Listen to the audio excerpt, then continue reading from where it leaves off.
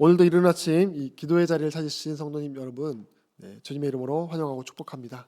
우리 하루를 시작하는 분들과 함께 같이 인사하도록 하겠습니다. 샬롬, 샬롬. 잘 오셨습니다. 어제에 이어서 우리 요한복음 4장의 말씀을 계속해서 봅니다. 요한복음 4장을 3장에 이어서 기록한 것은 성경의 모든 부분이 그렇지만 매우 의도적입니다. 3장에서 예수님은 니고데모를 만납니다. 유대인 남성이고 종교 지도자이고 또 존경받는 사람, 그 사람을 밤에 만납니다. 그런데 4장에 와서 예수님은 사마리아 여인을 만납니다. 이방인 여성이고요, 사회적으로 볼 때 주변인에 속한 사람, 그 사람을요 낮에 만납니다. 이거를 표로 본다면 더 극명하게 대조가 되는 것을 볼 수 있을 것입니다. 일부러 극단적으로 다른 두 사람을 나란히 배치하고 있습니다. 4장 4절을 보면 예수님께서 사마리아를 통과해야 하겠는지라 라는 표현이 말씀에 있는데요, 예수님께서 일부러 그곳으로 간다라는 것을 알 수 있죠.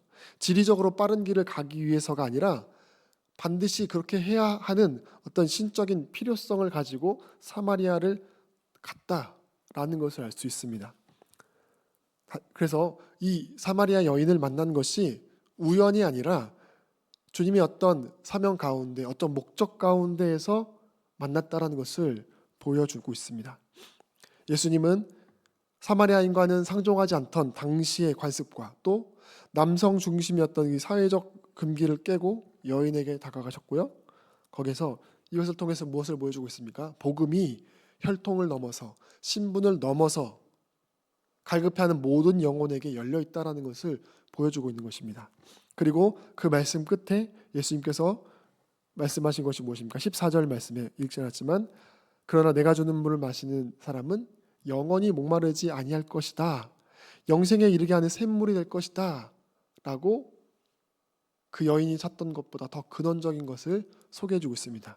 이 말에 오늘 본문을 보면 여자가 이렇게 말합니다. 선생님, 그 물을 나에게 주셔서 내가 목마르지도 않고 또 물을 기르러 여기까지 나오지도 않게 해주십시오.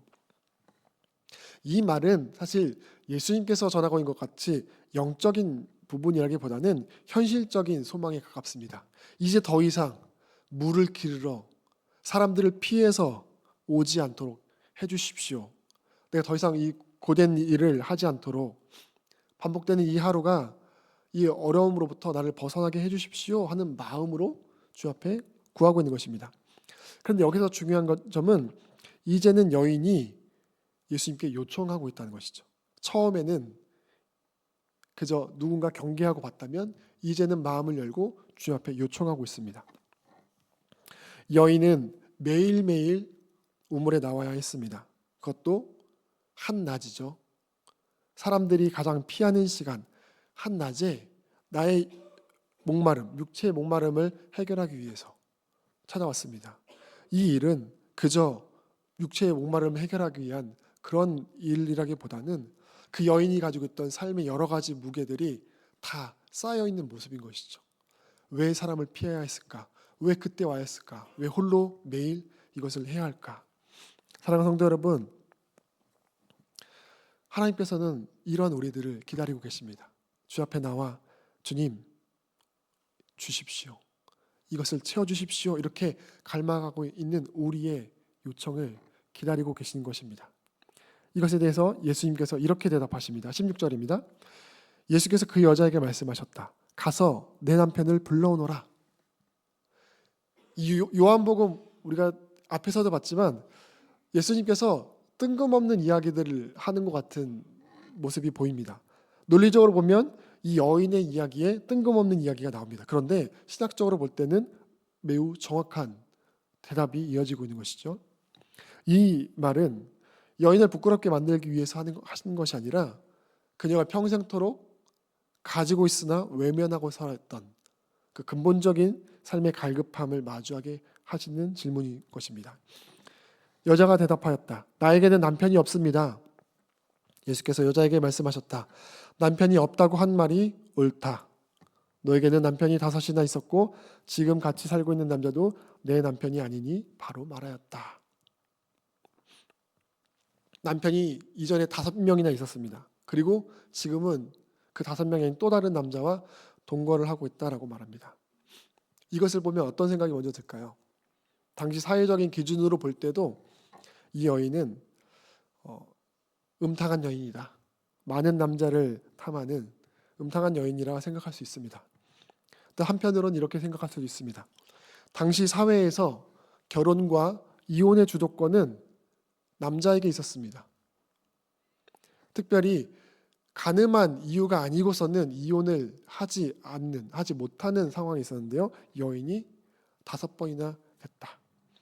오히려 이 여인은 실제로 그렇게 했는지 안 했는지 알 수 없지만 여러 차례 남자들에게 버림받은, 그렇죠, 5번이나 상처를 가지고 있는 여인이라고 생각할 수도 있습니다. 근데 분명한 것은 성경은 이 여인이 과거 어떠했는지를 추측할 만한 다른 단서들을 제공해주고 있지 않습니다. 정말 음탕한 여인인지 아니면 남성들에게 많은 상처를 받은 여인인지, 분명한 것은 이 여인이 여러 명의 남편이 있었다라는 그 사실보다 그 깊은 곳 안에 채워지지 않는 갈망이 있었다라는 사실인 것이죠. 무엇일까요? 사랑받고 싶은 마음, 또한 사회적으로 안전하게 보호받고 싶은 마음, 남편으로부터 보호받고 싶은 그 갈망이 계속해서 있었다는 것이죠.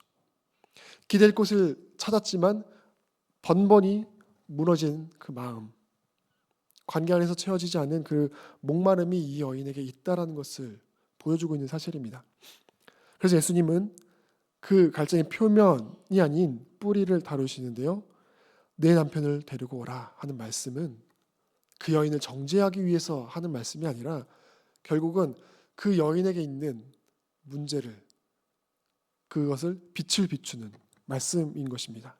그래서 여인의 어두운 부분을 들춰내서 상처를 주기 위함이 아니라 어둠 속에 회복의 빛을 비추기 위해서 그 문제를 끄집어낸 것이죠. 그리고 이렇게 말씀하십니다. 남편이 없다고 한 말이 옳다. 정죄가 아니라 인정의 말이죠. 비난이 아니라 정직한 그 여인의 대답에 대해서 존중하는 표현인 것입니다.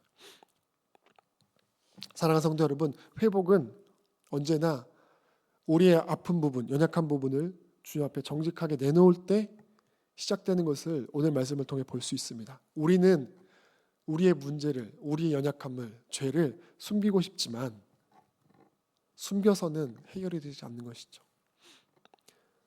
숨기고 싶었던 관계, 말하지 않고 덮어두었던 상처, 스스로 인정하기 싫었던 그런 것들을 주 앞에 가지고 올 때 그 자리에서 예수님께서 생수가 흐르도록 인도하신다는 사실입니다. 19절 말씀입니다. 여자가 말했다. 선생님, 내가 보니 선생님은 예언자이십니다. 이 장 전체에서 아주 중요한 변화가 하나가 있습니다. 무엇이냐면 여인이 예수님을 부르는 호칭이 바뀌고 있습니다. 처음엔요, 유대 사람으로서 어떻게 사마리아 여인인 나에게 물을 달라고 요청하십니까? 유대 사람, 유대 남자라고 부릅니다. 그런데 11절과 오늘 15절 말씀 보면 선생님, 그리고 주여, 우리 표현으로는 이 세번역에는 선생님이라고 했는데요, 개역개정에는 주여라고 표현되어 있습니다. 주여라고 바뀌었습니다. 사실 이때까지는 어떤 신앙 고백이라고 하기보다는 예수님에 대한 존중과 기대가 섞인 호칭이었습니다. 그런데 여기서 호칭이 한번 바뀐 것이 지금 뭐라고 부르고 있습니까? 19절에 예언자이십니다. 그저 유대 남자 한 사람이었던 사람을 주님, 선생님이라고 인정하였고요. 이제는 더 나아가서 선지자라고 부르고 있습니다. 이제 이 사람이 그저 단순한 한 사람이 아니구나, 나의 삶을 꿰뚫어보는 능력 있는 사람, 하나님 보내신 사람이구나 라고 인식하게 됩니다. 그리고 나서 곧바로 예배의 문제를 꺼내는 것이죠. 이 문제에 대해서 나의 문제를 드러내는 이 사람에게 질문을 회피하는 다른 질문을 한다라고 볼 수도 있는데, 이제는 이 사람이 누군가를 알기 때문에 내 속에 있는 더 깊은 갈증을 해결하기 위해 질문한 것으로 볼 수 있습니다. 나는 도대체 어디서 어떻게 하나님을 만나야 하는가? 그 문제가 20절부터 나타나는 것이죠. 우리 조상은 이 산에서 예배를 드렸는데 유대인들은, 선생님네 사람들은 예배드려야 할 곳이 예루살렘에 있다고 합니다. 이런 얘기로 나아간 것이죠. 근데 이것에 대해서 예수님은 무엇이라고 대답하고 있습니까? 23절 말씀입니다. 참되게 예배를 드리는 사람들이 영과 진리로 아버지께 예배를 드릴 때가 온다. 지금이 바로 그때이다. 아버지께서는 이렇게 예배를 드리는 사람들을 찾으신다. 예배에 대해서 이제 질문을 했는데요. 장소의 문제가 아니라 관계의 문제라고 이제 예수님께서 대답하고 있는 것입니다. 어디서 드리는 것보다 누구 안에서, 누구를 향해 드리냐가 더 중요하다라고 근본적인 문제를 지적하고 있습니다. 그래서 어떻게 대답합니까? 영과 진리로 예배해야 한다. 하나님 아버지께서 영과 진리로 드리는 사람을 찾는다. 그 말은 무엇입니까? 예루살렘에서 이곳이 온전한 예배의 자리다라고 말하는 유대인들이 드리는 예배도 온전한 것이 아니고, 혹 그리심산, 지금 여인, 사마리아 여인과 함께 그전부터 드려왔던 그 사람들이 드리는 그 예배가 또 그곳에서 드린다고 해서 잘못된 것이 아니다. 장소가 중요한 것이 아니다라고 분명하게 이야기하고 있습니다. 그러면서 영과 진리는 무엇입니까? 영, 성령 안에서 진리이신 예수 그리스도 안에서 예배를 드리는 것이 참된 예배다. 어느 곳이든지 간에, 어떤 장소에서 어떤 모습으로 드리든지 간에 그 안에, 성령 안에서 진리신 예수 그리스도를 붙들고 드린 예배라면 그것이 참된 예배다라고 분명히 말하고 있습니다. 여인의 목마름은 물의 문제로 시작되었지만 하나님을 향한 갈증으로 드러나고 있습니다. 그리고 예수님께서는 그 중심을 예배로서 붙잡아 주시고 있습니다. 이제 25절에 여자가 예수께 말했다. 나는 그리스도라고 하는 메시아가 오실 것을 압니다. 그가 오시면 우리에게 모든 것을 알려주실 것입니다. 예수께서 말씀하셨다. 너에게 말하고 있는 내가 그다. 삶의 근원적인 목마름, 하나님을 찾는 이 여인에게 이제 말씀하십니다. 너에게 말하고 있는 내가 그다. 여인의 호칭이 메시아로 바뀌고 있죠. 그런데 그것에 대해서 내가 그다라고 말씀하십니다. 이 헬라어 원문을 보면요, 에고 에이미라는 표현이 사용되는데요. 구약 성경에서 하나님께서 자신을 드러내신 표현, 나는 나다라는 표현을 헬라식으로 바꾼 표현이 바로 이 표현입니다. 내가 하나님이다. 내가 바로 예배할 자이다. 내가 너를 이 갈증의 문제에서 해결해 줄 하나님이다. 내가 참되게 예배받을 자이다. 라고 말씀하시는 것이죠. 그렇게 찾던 그 답을 여인은 만나게 됐습니다. 그리고 우리가 오늘 같이 살펴보진 않았지만 잠시 뒤에 29절 보면요. 그녀는 사람들에게 이 예수라는 사람을 전하는데 어떻게 전합니까? 그리스도를 전합니다. 이 대화 속에서 여인은 물을 기르러 왔다가 생수를 발견하게 되는 것이죠. 육적인 필요로 시작되었지만 결국 이 만남을 통해서 영적인 충족으로 완성된 것입니다. 사랑하는 성도 여러분, 이 여인은 우물가에 물을 기르러 왔습니다.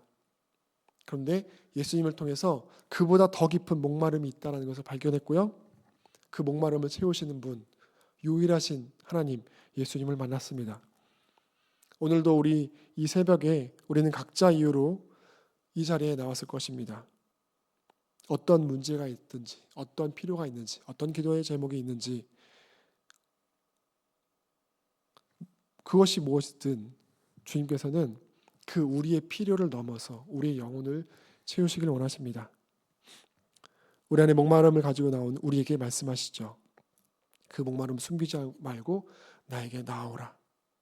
그리고 내게 말하는 내가 그라. 자신이 하나님이다 말씀하신 그 주님을, 우리의 모든 문제를 채우시고 우리의 모든 갈급함, 목마름을 채우시는 그 하나님을 깊이 만나는 은혜가 있기를, 그런 오늘이 되기를 주님의 이름으로 축원합니다. 기도하겠습니다. 하나님 아버지 감사합니다. 나의 삶이 왜 이렇게 흘러가는지, 내 안에 채워지지 않는 갈급함이, 목마름이 무엇인지조차 알지 못하는 여인을 찾아오셔서 하나님 그것을 발견하게 하시고 결국 그것을 해결해 주시고 채워주시는 주님 감사합니다. 오늘도 우리는 우리 삶의 여러 가지 문제를 두고 주 앞에 나와 기도합니다. 하나님, 그러나 때때로 그 목마름에, 그 문제의 근원이 무엇인지를 알지도 못하고 그저 보이는 현상을 쫓으며 기도하는 우리들입니다. 주여, 오늘 이 시간 그 문제의 근원이 무엇인지 발견하게 하여 주시옵고, 무엇보다 주님 앞에서 그 문제가 해결되게 하여 주시옵소서. 그래서 우리가 이제 더 이상 삶의 문제로 인하여 염려하고 고민하기보다 우리가 진정으로 바라봐야 할 뿐, 우리가 진정으로 예배해야 할 하나님을 바라보며 예배하는 삶, 그것이 먼저 세워지는 삶 살아갈 수 있도록 주여 인도하여 주시옵소서. 감사하며 예수님의 이름으로 기도드립니다. 아멘.